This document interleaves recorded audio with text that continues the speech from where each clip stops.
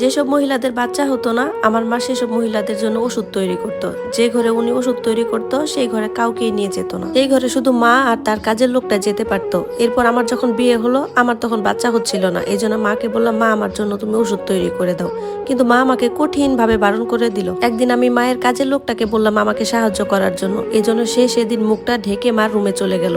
তখন মা তাকে দেখে বলতেছে, তুমি আজকে মুখটা ঢেকে রেখেছো কেন?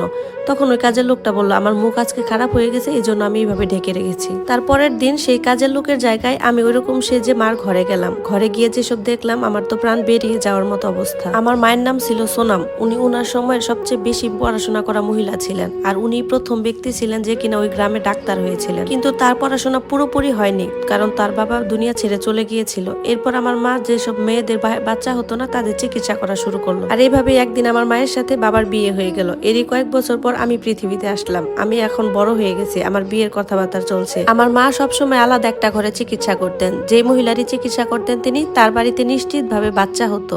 আমার মা অনেক পড়ালেখা করা মহিলা ছিলেন, কিন্তু একটা ব্যাপার খুব অদ্ভুত লাগতো যে উনি কেন আলাদা একটা রুমে মহিলাদের চিকিৎসা করান। আমার প্রায় 17 বছর বয়স হয়ে গেছে, কিন্তু আমি কখনোই ওই ঘরটার ভিতরে যেয়ে দেখতে পারিনি যে সেখানে আসলে কি হচ্ছে। ওই ঘরে শুধুমাত্র আমার মা আর তার কাজের লোকটা যেতে পারতো। কাজের লোকটার বয়সও প্রায় আমার মায়ের মতোই ছিল। আমার মা তাকে বিয়ের আগে থেকেই জানতো। এখন তো তারা প্রায় বন্ধুর মতো হয়ে গেছে, সুখ দুঃখ শেয়ার করতে করতে। কিন্তু একটা অদ্ভুত ব্যাপার কি ছিল, মাঝে মধ্যে মার ওই ঘর থেকে চিৎকার চেঁচামেচির আওয়াজ আসতো। মহিলাদের ওই আওয়াজ শুনে মনে হতো যে মহিলারা বাচ্চা জন্ম দিচ্ছে, কিন্তু ওই সময় তো কোনো মহিলাই সন্তান জন্ম দিচ্ছিল না। তাহলে এই চেঁচানোর আওয়াজ কেন আসতো? আমি অনেকবার ওই ঘরে যাওয়ার চেষ্টা করেছি, কিন্তু কখনোই মা আমাকে এই কাজটা করতে দেয়নি। আমার বাবাকেও সেই রুমে যেতে দিত না কখনো। বাবার মুখটা তো আমার মা টাকা দিয়ে বন্ধ করে রেখেছিল। আমার মা বাবাকে তো অনেক অনেক টাকা দিত, কারণ উনি যেসব মহিলাদের চিকিৎসা করতো তাদের কাছ থেকে হাজার হাজার টাকা নিত। এরপর তাদের যদি সন্তান হয়ে যেত, তাহলে তো আমাদের বাড়িতে মিষ্টি, ফলমূল, কাপড় চোপড় অনেক কিছু দিয়ে যেত তারা খুশি হয়ে। ঘরে তো প্রায় প্রতি সপ্তাহে এরকম খাবার দাবার আসতো। এরকম মিষ্টি খেতে খেতে আমার তো ওজন অনেক বেড়ে গিয়েছিল। বাবা আমাকে দেখে বলল, মেয়েটার ওজন যদি এইভাবে বেড়ে যায় তাহলে ওকে বিয়ে দিব কিভাবে? আমারও তখন বিয়ে করার খুব ইচ্ছা ছিল। বাবা যদিও আমার সাথে মজা করে কথাটা বলতো, তারপর আমি বাবাকে বলছি, হ্যাঁ তাহলে আমাকে বিয়ে করিয়ে দাও। এর কিছুদিনই পর মা ভালো একটা সম্বন্ধ দেখে আমার বিয়ে করিয়ে দেয়। আমার বড় খুব ভালো ছিল, সে মাঝে মধ্যে আমার মা বাবাকে নিয়ে মজা করতো। দিনটা আমাদের ভালোই কাটতেছিল। এরপর মাঝে মধ্যে যখন বাসায় আসতাম, তখন মা আমাদেরকে খুব আদর করতো। আর মায়ের যে কাজের লোকটা ছিল, সে তো তার পুরো জীবনটাই মার সাথে কাটিয়ে দিল। সে তার 4টা মেয়েকে বিয়ে দিয়েছে শুধুমাত্র মার সাথে কাজ করে যে টাকা পেত সেগুলা দিয়ে। আর সে নিজের একটা বাড়িও বানিয়েছিল। কিন্তু তারা কি এমন কাজ করতো যার কারণে তারা এত টাকা পেত? এরই মধ্যে মা বাড়িতে একটা মেশিনও কিনে আনে। মেশিনটা দেখে অনেক দামি মনে হচ্ছিল। এটা মার ঘরে নিতে পারেনি, কারণ ওটা নেওয়ার জন্য অনেকগুলো লোকের দরকার ছিল। এরপর মাকে আমি বললাম যে এটা কি? তখন মা বললো, এটা ডাক্তারদের একটা মেশিন। আমি তখন মাকে বললাম, তুমি তো অপারেশন বা অন্য কোনো চিকিৎসা করো না, তাহলে তুমি এই মেশিনটা দিয়ে কি করবে?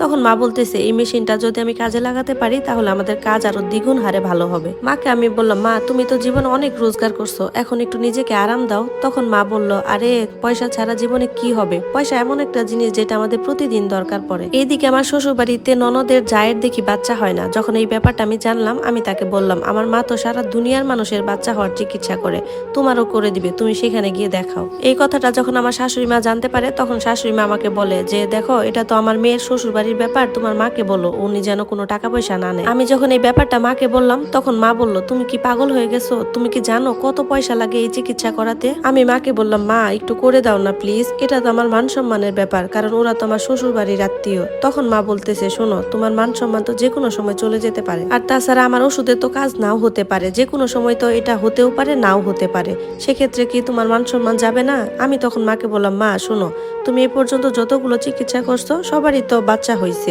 এটাও একটু তুমি চেষ্টা করো না। অনেক কষ্ট করে আমি মাকে রাজি করালাম। বাবা শুনে বাবাও মাকে বললো, দেখো না ব্যাপারটা, এটা তো মেয়ের শ্বশুর বাড়ির ব্যাপার, তুমি চাইলেই হবে।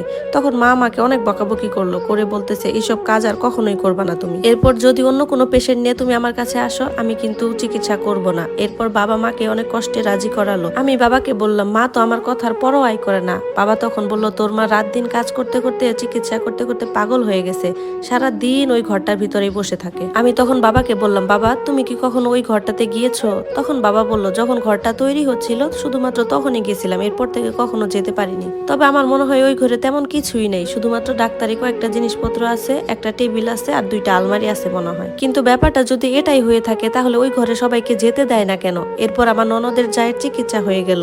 আমি তাকে জিজ্ঞাসা করলাম, তোমাকে কোথায় বসিয়েছিল মা? তখন সে বলল, আমাকে তোমাদের ডাইনিং রুমে বসিয়েছিল। আমি তখন তাকে বললাম, কেন তোমাকে ঘরে নিয়ে যায়নি?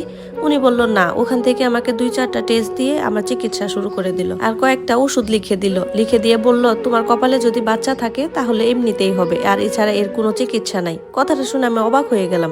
যেখানে আমার মা সারা দুনিয়ার সবার বাচ্চার জন্য কাজ করে, উনি কেন তাহলে এখানে এই কাজটা করলো? আমার মা তো পুরো দুনিয়ার লোকদেরকে জানিয়ে দিয়েছিল যে মার চিকিৎসা 100 ভাগ কার্যকরী। এজন্য তো দূর দূরান্ত থেকে লোকজন অনেক টাকা পয়সা খরচ করে মার কাছেই দেখায়। এখন যখন মা আমার ননদের জায়ের কাছ থেকে পয়সা পাচ্ছিল না, তার মানে এই যে উনি উনার চিকিৎসাটা মন থেকে করেনি। আসলে আমার মা মনে হয় দিন দিন খুব লোভী হয়ে গেছে। আমার মা আমার ননদের জায়ের চিকিৎসা করলো, কিন্তু তার কোনো লাভই হলো না। আমার ননদের যা আমাকে বলল, তুমি এমনিতেই তোমার মায়ের প্রশংসা করতে, তাই না? আমার তো কোনো বাচ্চা কাচ্চা কিছুই হলো না। তবে তোমার মা খুবই ভালো মানুষ, তিনি আমাকে বলেছেন যে ভগবান যখন চাইবে তখন নিশ্চয়ই তোমার বাচ্চা হবে। এটা একটা আপুর জীবন থেকে নেওয়া গল্প। গল্পটির প্রথম অংশ দেওয়া হলো, দ্বিতীয় অংশটি যদি ভালো লাগে তাহলে কমেন্ট করবেন, পরবর্তীতে দেওয়া হবে। আর দ্বিতীয় অংশটি অবশ্যই কমেন্ট বক্সে থাকবে।